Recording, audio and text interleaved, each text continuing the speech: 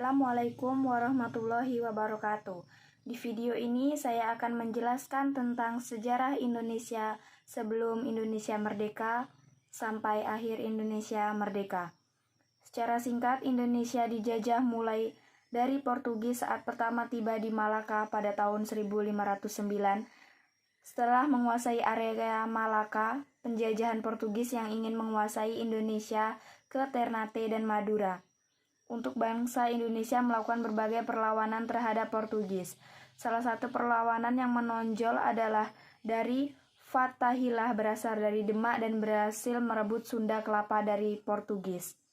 Sebelum Indonesia merdeka, secara singkatnya, pada saat masa penjajahan Portugis berakhir pada tahun 1602 setelah Indonesia dimasuki oleh Belanda.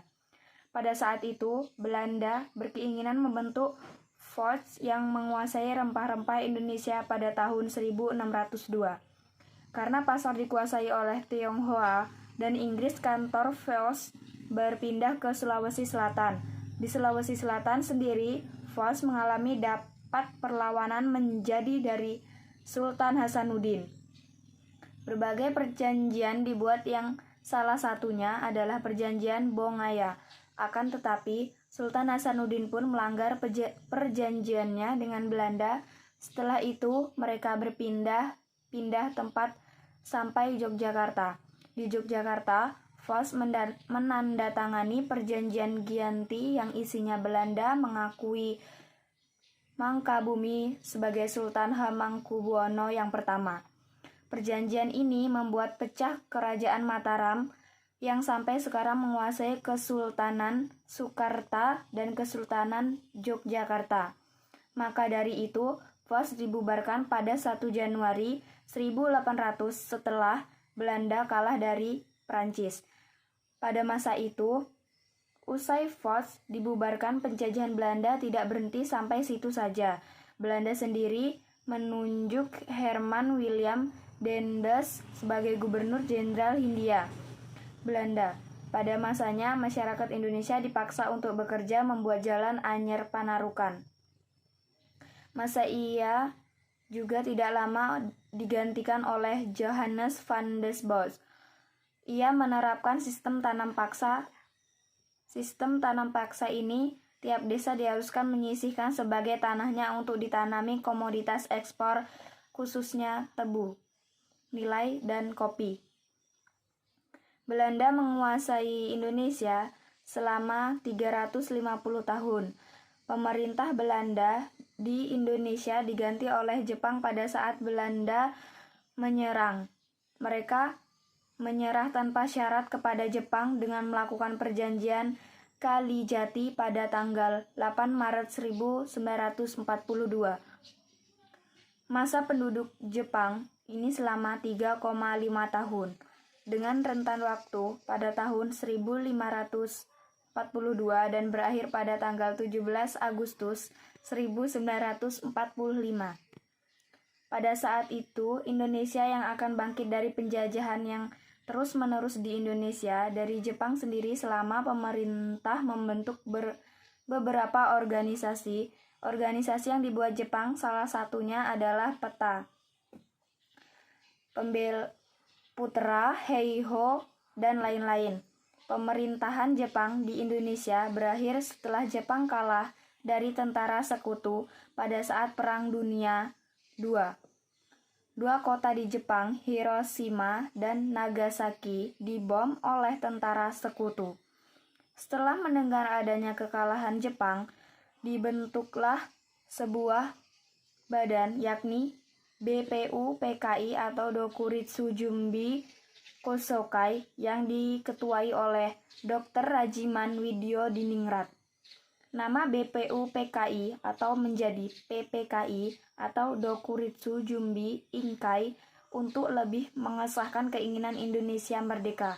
Soekarno-Hatta selaku pemimpin PPKI dan Rajiman Widyo Diningrat selaku mantan ketua BPU-PKI diterbangkan ke Dalat, Vietnam untuk bertemu Marsekal Tauci. Mereka dikabarkan bahwa pasukan Jepang sedang diambang kekalahan dan akan memberikan kemerdekaan kepada Indonesia. Namun, pada tanggal 10 Agustus 1945, Sultan Syahrir telah mendengar kekalahan Jepang melalui Radio Republik Indonesia atau RRI. Pada pejuang bawah tanah siap-siap untuk memproklamasikan kemerdekaan RI dan menolak kemerdekaan RI sebagai hadiah dari Jepang. Soekarno, Hatta, dan Rajiman pulang Indonesia. Sultan Syahrir mendesak agar cepat dilakukan proklamasi kemerdekaan. Soekarno belum yakin Jepang telah menyerah, dan Hatta menjelaskan bahwa Syahrir tidak berhak memproklamasikan karena akan menjadi bagian penting hak PPKI. Setelah mendengar kekalahan Jepang pada tanggal 14 Agustus 1945, mereka tidak mau pertumpahan darah di Indonesia terjadi. Soekarno, Hatta, dan Ahmad Subarjo mendatangi rumah Laksamana Maeda membicarakan tentang kemerdekaan RI. Pada hari sekitar jam 10 pagi, tepat pada 16 Agustus 1945, tidak muncul, jadi tidak bisa dilaksanakan proklamasi. Peserta rapat sendiri tidak tahu atas terjadinya peristiwa yang menimpa mereka, yaitu peristiwa Ranges Dengklok. Adalah peristiwa penculikan terhadap Soekarno dan Hatta, penculikan terhadap Soekarno dan Hatta oleh golongan muda untuk mempercepat pelaksanaan proklamasi. Setelah kembali ke Jakarta, sepulangnya dari Ranges Dengklok, Soekarno dan Hatta menyusun teks proklamasi di rumah Laksamana Maeda yang dibantu oleh Ahmad Subarjo dan disaksikan oleh Sukarni, B.M. Diah, Sudiro, dan Sajuti Melik.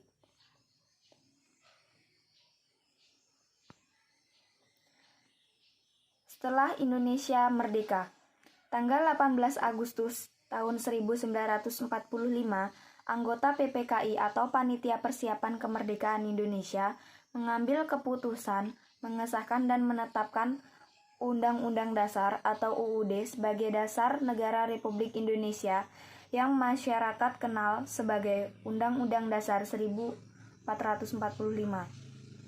Lalu terbentuklah Pemerintah Negara Kesatuan berbentuk Republik NKRI.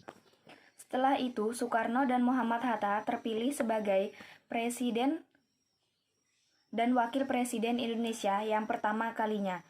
Diusul dari Otto Iskandar Dinata dan persetujuan dari PPKI, Indonesia memilih wilayah yang bisa dibilang luas. Transportasi dan komunikasi sekitar tahun 1945 masih sangat terbatas. Larangan dan hambatan untuk menyebarkan berita proklamasi dan pasukan Jepang di Indonesia merupakan faktor yang menyebabkan berita proklamasi mengalami keterlambatan di berbagai daerah. Penyebaran proklamasi kemerdekaan pada tanggal 17 Agustus 1945 dilakukan secara cepat dan menyebar secara luas. Pada saat itu juga, teks proklamasi telah sampai di tangan kepala bagian radio dan kantor Domei atau kantor berita antara. Baru 2 kali F.Fus menyiarkan, tiba-tiba pasukan orang Jepang ke ruangan radio tersebut pada saat itu diumumkan dan marah karena telah mengetahui berita proklamasi telah tersiar ke luar. Akibat penyiaran tersebut, pemimpin tentara Jepang di Jawa memerintahkan untuk harus relat berita dan menyatakan sebagai adanya kekeliruan. Pada tanggal 20 Agustus 1945, pemancar tersebut disegel Jepang, para pegawainya pun dilarang masuk.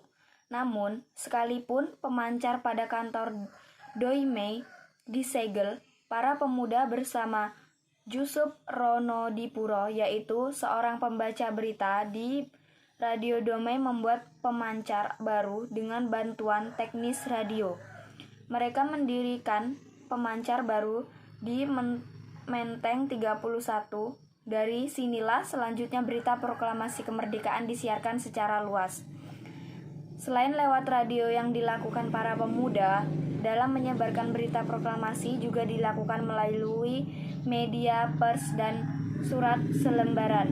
Hampir seluruh koran harian di Jawa yang penerbitannya tanggal 20 Agustus 1945 membuat berita proklamasi kemerdekaan dan Undang-Undang Dasar 1945. Koran yang pertama kali memuat berita proklamasi adalah Harian Suara Asia yang berada di Surabaya. Proklamasi kemerdekaan juga disebarluaskan kepada rakyat Indonesia melalui pemasangan plakat, poster, maupun coretan pada dinding tembok dan tulisan dalam bahasa Indonesia adalah Hormatilah Konstitusi Kami tanggal 17 Agustus. Usaha tersebut tidak sia-sia akhirnya. Berita proklamasi kemerdekaan Indonesia dapat tersebar luas sampai ke luar negeri. Selain melalui media massa, berita proklamasi juga disebarkan oleh para utusan daerah secara langsung pelosok negeri yang menghadiri sidang PPKI. Peristiwa-peristiwa penting sejarah kemerdekaan Indonesia. Sejarah pejuang kemerdekaan Indonesia tentunya tidak diperoleh dengan cara yang mudah. Banyak peristiwa-peristiwa penting yang menjadi sejarah kemerdekaan Indonesia.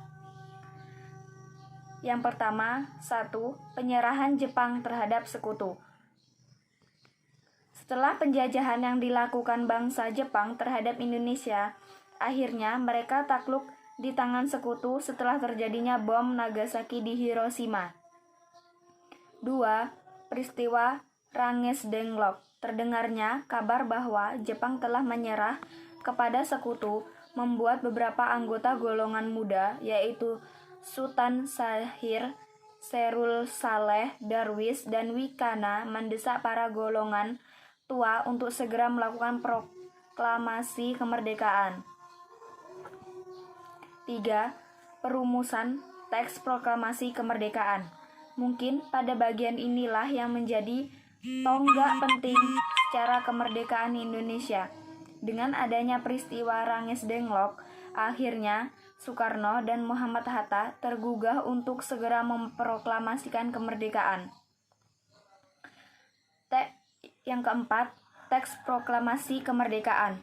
Setelah rapat yang diselenggarakan oleh Soekarno, Muhammad Hatta, dan Ahmad Subarjo, tersusunlah sebuah naskah teks proklamasi yang disusun di tangan oleh Soekarno.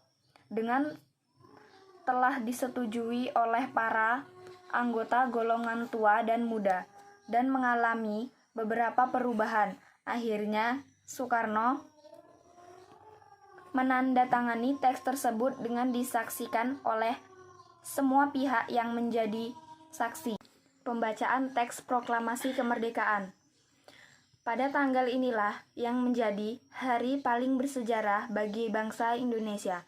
Kemerdekaan Indonesia ditandatangani dengan pembacaan teks proklamasi oleh Soekarno pada tanggal 17 Agustus tahun 1945.